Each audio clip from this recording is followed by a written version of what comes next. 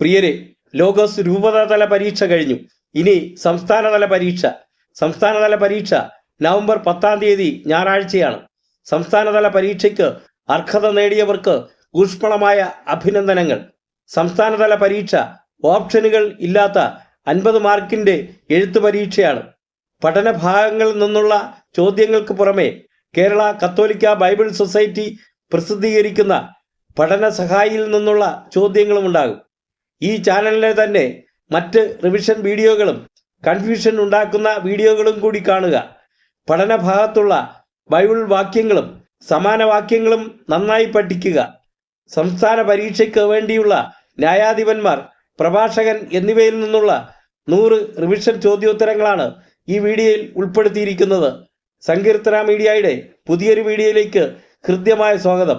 ഇനി നേരെ ചോദ്യോത്തരങ്ങളിലേക്ക്. 1. ജെറുസലേം നിവാസികളായ ജബൂസ്യരെ പുറത്താക്കാത്തത് ആരാണ്? ബെഞ്ചമിന്റെ ഗോത്രക്കാർ. 2. ബേത്ഷെയാൻ, താനാക്ക്, ദോർ, ഇബ്ലെയാം, മെഗിദോ എന്നീ പട്ടണങ്ങളിലെയും അവയുടെ ഗ്രാമങ്ങളിലെയും നിവാസികളെ പുറത്താക്കാത്തത് ആരാണ്? മനാസെ. 3. ഇസ്രായേൽക്കാർ പ്രബലരായപ്പോൾ ആരെക്കൊണ്ടാണ് അടിമവേല ചെയ്യിച്ചത്? കാനാൻകാരെ കൊണ്ട്. 4. എഫ്രായിം ഗോത്രം പുറത്താക്കാത്തത് ആരെയാണ്? ഗസർ നിവാസികളായ കാനാൻകാരെ. 5. കാനാൻകാർ ഗസറിൽ ആരുടെ ഇടയിലാണ് ജീവിച്ചത്? എഫ്രായിം ഗോത്രക്കാരുടെ ഇടയിൽ. 6. കിത്രോൺ, നഹലോൽ എന്നീ നഗരങ്ങളിലെ നിവാസികളെ പുറത്താക്കാത്തത് ആരാണ്? സെബുലൂൻ ഗോത്രം. 7. ന്യായാധിപന്മാർ 1:30 പ്രകാരം കാനാൻകാർ അടിമകളായി ആരുടെ ഇടയിലാണ് ജീവിച്ചത്? സെബുലൂൻ ഗോത്രക്കാരുടെ ഇടയിൽ. 8. അക്കോ, സീദോൻ, അഹലാബ്, അക്സിബ്, ഹെർബ, അഫീഖ്, റഹോബ് എന്നിവിടങ്ങളിലെ നിവാസികളെ പുറത്താക്കാത്തത് ആരാണ്? ആഷേർ ഗോത്രം. 9. തദ്ദേശവാസികളായ കാനാൻകാരുടെ ഇടയിൽ ജീവിച്ച ഗോത്രം ഏതാണ്? ആഷേർ ഗോത്രം. 10. തദ്ദേശവാസികളായ കാനാൻകാരുടെ ഇടയിൽ താമസിച്ച ഗോത്രം ഏതാണ്? നഫ്താലി ഗോത്രം. 11. ബേത് ഷെമേഴ്സ്, ബേത് അനാത്ത് എന്നിവിടങ്ങളിലെ നിവാസികളെ പുറത്താക്കാത്തത് ആരാണ്? നഫ്താലി ഗോത്രം. 12. നഫ്താലി ഗോത്രത്തിന് അടിമകളായി തീർന്നത് ആരൊക്കെയാണ്? ബേത് ഷെമേഴ്സിലെയും ബേത് അനാത്തിലെയും നിവാസികൾ. 13. ഹാർഹേറസിലും അയ്യാലോണിലും ഷാൽബീമിലും താമസം തുടർന്നത് ആരാണ്? അമോരിയർ. 14. അമോരിയരുടെ അതിർത്തി ഏതായിരുന്നു? സേല മുതൽ മുകളിലേക്ക് അക്രാബീം കയറ്റം വരെയായിരുന്നു. 15. കർത്താവ് ഇസ്രായേൽ ജനത്തോട് എത്ര കാര്യങ്ങൾ പറഞ്ഞിരുന്നതായാണ് കർത്താവിൻ്റെ ദൂതൻ ന്യായാധിപന്മാർ 2:2 പറഞ്ഞത്? അവ ഏതൊക്കെയാണ്? 3 കാര്യങ്ങൾ. നിങ്ങളോട് ചെയ്ത ഉടമ്പടി ഞാൻ ലംഘിക്കുകയില്ല എന്നും ഈ ദേശവാസികളുമായി യാതൊരു സഖ്യവും നിങ്ങൾ ചെയ്യരുതെന്നും അവരുടെ ബലിപീഠങ്ങളെ നശിപ്പിച്ചു കളയണമെന്നും കർത്താവ് ഇസ്രായേൽക്കാരോട് പറഞ്ഞു. 16. കർത്താവിൻ്റെ കൽപ്പന അനുസരിക്കാത്ത ഇസ്രായേൽ ജനത്തിന് കർത്താവ് എന്തൊക്കെ ശിക്ഷകൾ നൽകുമെന്നാണ് ന്യായാധിപന്മാർ 2:3 പറയുന്നത്? ഇസ്രായേൽക്കാരുടെ മുൻപിൽ നിന്ന് ഈ ദേശവാസികളെ പുറത്താക്കുകയില്ല. അവർ ഇസ്രായേൽക്കാരുടെ എതിരാളികളായി തീരും. അവരുടെ ദേവന്മാർ ഇസ്രായേൽക്കാർക്ക് കെണിയാവുകയും ചെയ്യും. 17. ജോഷുവയ്ക്ക് ശേഷം വന്ന ഇസ്രായേൽ തലമുറ എങ്ങനെയുള്ളവരായിരുന്നു? കർത്താവിനെയോ ഇസ്രായേലിന് അവിടുന്ന് ചെയ്ത വലിയ കാര്യങ്ങളെയോ അറിയാത്ത മറ്റൊരു തലമുറ.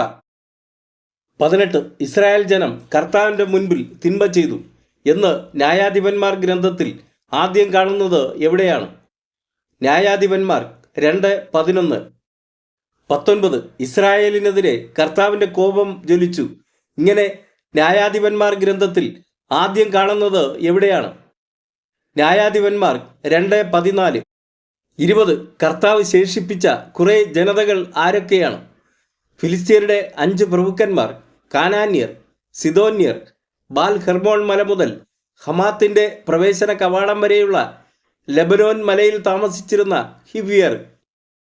21. ന്യായാധിപന്മാർ 3:5 പ്രകാരം ഇസ്രായേൽ ജനം ഏതൊക്കെ ജനവിഭാഗങ്ങളുടെ ഇടയിലാണ് ജീവിച്ചത്? കാനാന്യർ, ഹിത്യർ, അമോര്യർ, പെരീസിയർ, ഹിവ്യർ, ജബ്യൂസിയർ എന്നിവരുടെ ഇടയിൽ. 22 മെസ്സപ്പൊട്ടോമിയ രാജാവായ കുഷാൻ റിഷാത്തായിമിനെ എത്ര വർഷമാണ് ഇസ്രായേൽ ജനം സേവിച്ചത്? 8 വർഷം. 23 ഇസ്രായേൽ ജനം മൊവാബ് രാജാവായ എഗ്ലോനെ എത്ര വർഷമാണ് സേവിച്ചത്? 18 വർഷം. 24 ഇസ്രായേൽ ജനത്തിനെ സിസേറ എത്ര കൊല്ലമാണ് ക്രൂരമായി പീഡിപ്പിച്ചത്? 20 കൊല്ലം. 25 കർത്താവ് ഇസ്രായേൽ ജനത്തിനെ എത്ര കൊല്ലമാണ് മിദിയാൻകാരുടെ കയ്യിൽ ഏൽപ്പിച്ചത്? 7 വർഷം. 26 ഒത്നിയേലിൻ്റെ കാലത്ത് എത്ര വർഷമാണ് നാട്ടിൽ ശാന്തി നിലനിന്നത്? 40 വർഷം. 27 ഏഹൂദിൻ്റെ കാലത്ത് എത്ര വർഷമാണ് നാട്ടിൽ ശാന്തി നിലനിന്നത്? 80 വർഷം. 28 ദബോറയുടെയും ബാറക്കിൻ്റെയും കാലത്ത് എത്ര വർഷമാണ് ശാന്തി നിലനിന്നത്? 40 വർഷം. 29 ഗിദെയോൻ്റെ കാലത്ത് എത്ര വർഷമാണ് ദേശത്ത് ശാന്തി ഉണ്ടായത്? 40 വർഷം. 30 എങ്ങനെയാണ് ജായേൽ സിസേറയെ വധിച്ചത്? ജായേൽ കൂടാരത്തിൻ്റെ ഒരു മരയാണിയും ചുറ്റികയും എടുത്ത് സാവധാനം സിസേറയുടെ അടുത്ത് ചെന്നു. അവൻ ക്ഷീണിച്ച് ഉറങ്ങിക്കിടക്കവേ ആണി നിലത്തിറങ്ങുവോളം അവൻ്റെ ചെന്നിയിൽ അടിച്ചു കയറ്റി. അങ്ങനെ സിസേറ മരിച്ചു. 31 കർത്താവ് സെയീറിൽ നിന്ന് പുറപ്പെട്ടപ്പോഴും ഏദോം പ്രദേശത്ത് നിന്ന് മുൻപോട്ട് നീങ്ങിയപ്പോഴും എന്തൊക്കെയാണ് സംഭവിച്ചത്? ഭൂമി കുലുങ്ങി, ആകാശമേഘങ്ങൾ ജലം വർഷിച്ചു, പർവ്വതങ്ങൾ കർത്തൃസന്നിധിയിൽ വിറവുണ്ടു. ഇസ്രായേലിൻ്റെ ദൈവമായ കർത്താവിൻ്റെ സന്നിധിയിൽ സീനായ് മല കുലുങ്ങി. 32 നിങ്ങൾ ഇക്കാര്യം ഉദ്ഘോഷിക്കുവിനെന്ന് ദബോറ പാടുന്നത് ആരോടൊക്കെയാണ്? ചെങ്കഴുതപ്പുറത്ത് സവാരി ചെയ്യുന്നവരോടും മേൽത്തരം പരവതാനികളിൽ ഇരിക്കുന്നവരോടും പാതകളിൽ നടന്നു നീങ്ങുന്നവരോടും. 33 കടൽ തീരത്ത് നിശ്ചലനായി ഇരുന്നതും തുറമുഖങ്ങളിൽ താമസം ഉറപ്പിച്ചതും ആരാണ്? ആഷേർ ഗോത്രം. 34 സ്വന്തം ജീവനെ മരണത്തിനേൽപ്പിച്ച ജനമേതാണ്? സെബുലൂൻ ഗോത്രം. 35 യുദ്ധക്കളത്തിൽ മരണം വരിച്ചത് ആരാണ്? നഫ്താലി ഗോത്രം. 36 ന്യായാധിപന്മാർ 6-ാം അധ്യായം 7 മുതൽ 10 വരെ വാക്യങ്ങളിൽ കർത്താവ് അയച്ച പ്രവാചകൻ ഇസ്രായേൽക്കാരോട് പറഞ്ഞത് എന്തൊക്കെയാണ്? ഇസ്രായേലിൻ്റെ ദൈവമായ കർത്താവ് അരുളി ചെയ്യുന്നു, ഈജിപ്തിൽ നിന്ന്, ദാസ്യഭവനത്തിൽ നിന്ന് നിങ്ങളെ ഞാൻ ഇറക്കിക്കൊണ്ടുവന്നു. ഈജിപ്തുകാരുടെയും പീഠകരുടെയും കയ്യിൽ നിന്ന് നിങ്ങളെ ഞാൻ മോചിപ്പിച്ചു. നിങ്ങളുടെ മുൻപിൽ അവരെ ഞാൻ തുരത്തി. അവരുടെ ദേശം നിങ്ങൾക്ക് തന്നു. ഞാൻ നിങ്ങളെ ഉദ്ബോധിപ്പിച്ചു. ഞാനാണ് നിങ്ങളുടെ ദൈവമായ കർത്താവ്. നിങ്ങൾ വസിക്കുന്ന ദേശത്തെ അമോര്യരുടെ ദേവന്മാരെ നിങ്ങൾ വന്ദിക്കരുത്. എന്നാൽ എൻ്റെ വാക്ക് നിങ്ങൾ വകവച്ചില്ല. 37 ഗിദെയോൻ എങ്ങനെയാണ് കർത്താവിൻ്റെ ദൂതന് കാഴ്ചവെച്ചത്? ഗിദെയോൻ വീട്ടിൽ പോയി ഒരു ആട്ടിൻകുട്ടിയെ പാകം ചെയ്തു. 1 ഏഫ മാവ് കൊണ്ട് പുളിപ്പില്ലാത്ത അപ്പവും ഉണ്ടാക്കി. മാംസം ഒരു കുട്ടയിലും ചാറ് ഒരു പാത്രത്തിലും ആക്കി ഓക്കുമരത്തിൻ്റെ കീഴിൽ കൊണ്ടുവന്ന് അവന് കാഴ്ചവെച്ചു. 38 1 ഏഫ എത്ര ലിറ്ററാണ്? 45 ലിറ്റർ. 39 1 ഷെക്കൽ എത്ര ഗ്രാമാണ്? 11.4 ഗ്രാം. 40 ഏതൊക്കെ ഗോത്രങ്ങളിലേക്കാണ് ഗിദെയോൻ സന്ദേശവാഹകരെ അയച്ചത്? മനാസെ ഗോത്രത്തിൻ്റെ എല്ലാ ഭാഗങ്ങളിലേക്കും, ആഷേർ, സെബുലൂൺ, നഫ്താലി എന്നീ ഗോത്രങ്ങളിലേക്കും. 41 ഗിദെയോൻ ജനത്തെ ജലത്തിന് സമീപം കൊണ്ടുവന്നപ്പോൾ കർത്താവ് പറഞ്ഞത് എന്താണ്? നായെപ്പോലെ വെള്ളം നക്കിക്കുടിക്കുന്നവരെ നീ മാറ്റി നിർത്തണം, മുട്ടുകുത്തി കുടിക്കുന്നവരെ വേറെയും നിർത്തുക.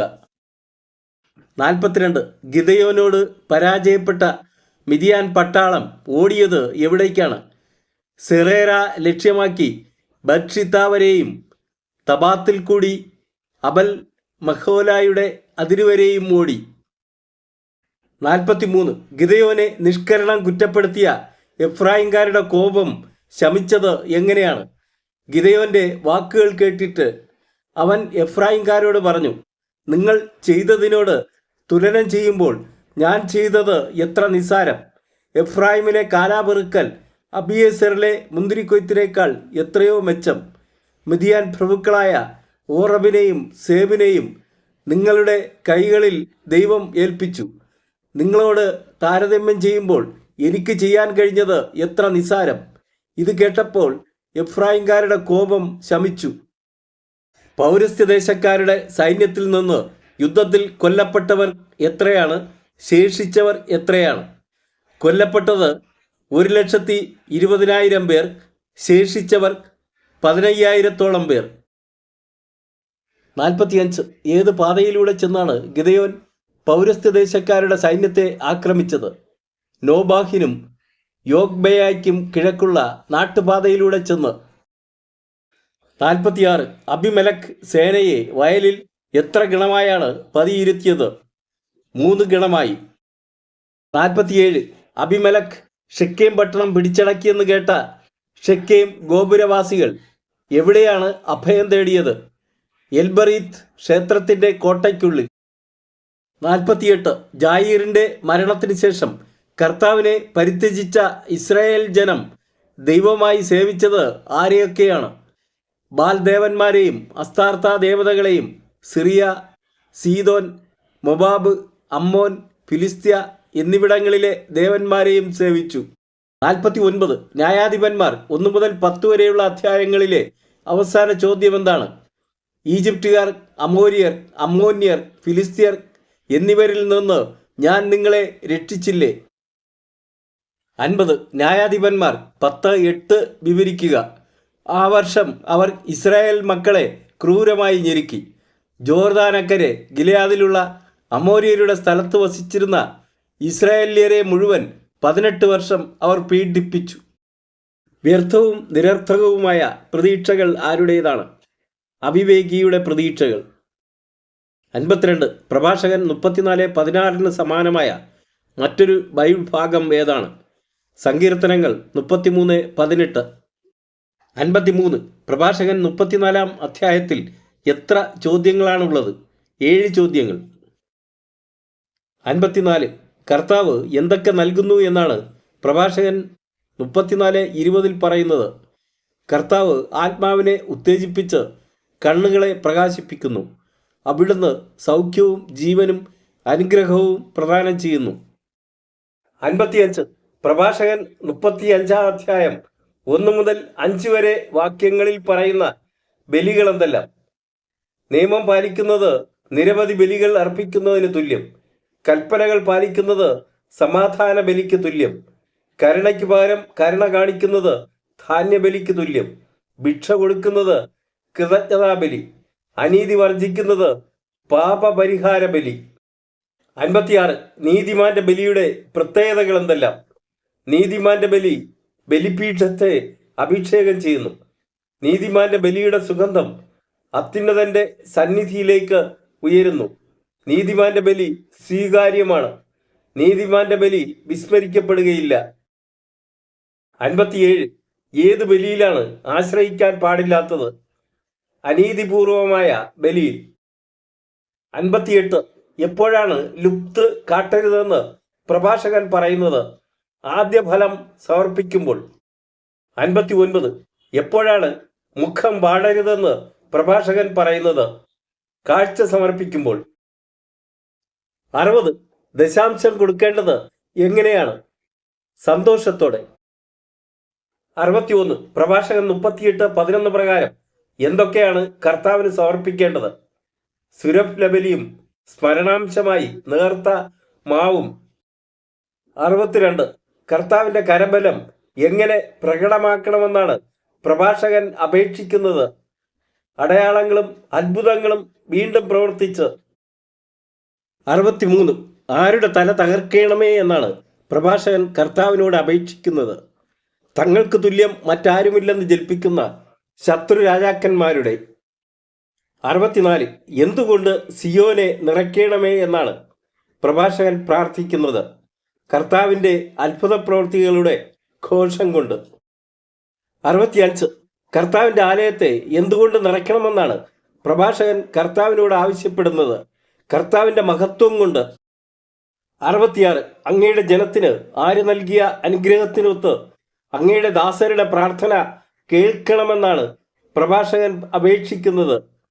അഹ്റോൻ 67 നഗരം തോറും ചുറ്റി നടക്കുന്ന കൊള്ളക്കാരനെയും വീടില്ലാതെ അലഞ്ഞു നടക്കുകയും എത്തുന്നിടത്ത് അന്തി ഉറങ്ങുകയും ചെയ്യുന്നവനെയും എന്ത് ചെയ്യുമെന്നാണ് പ്രഭാഷകൻ ചോദിക്കുന്നത്. ആര് വിശ്വസിക്കും? 68 ഞാനും നിന്റെ ഡാഷ് എല്ലാവരും പറയും, എന്നാൽ ചിലർ നാമമാത്ര സുഹൃത്തുക്കളാണ്, പൂരിപ്പിക്കുക സ്നേഹിതനാണെന്ന്. 69 നിന്റെ ലക്ഷ്യം വെളിപ്പെടുത്താൻ പാടില്ലാത്തത് ആരോടാണ്? അസൂയാലുവിനോട്.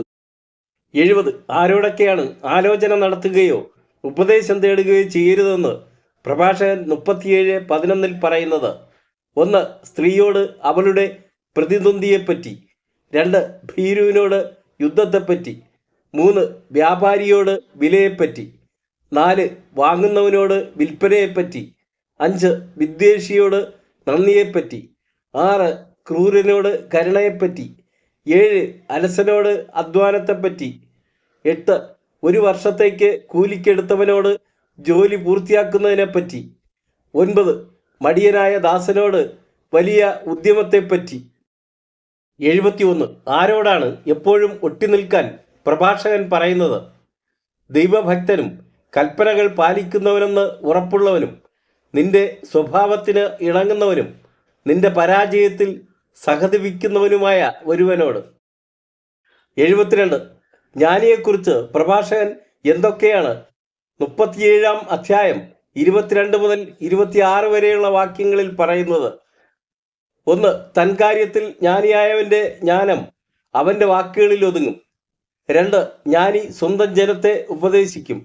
3 ജ്ഞാനിയുടെ വിവേകത്തിന്റെ ഫലം വിശ്വസനീയമാണ്. 4 ജ്ഞാനിയുടെ മേൽ സ്തുതി കുന്നുകൂടും.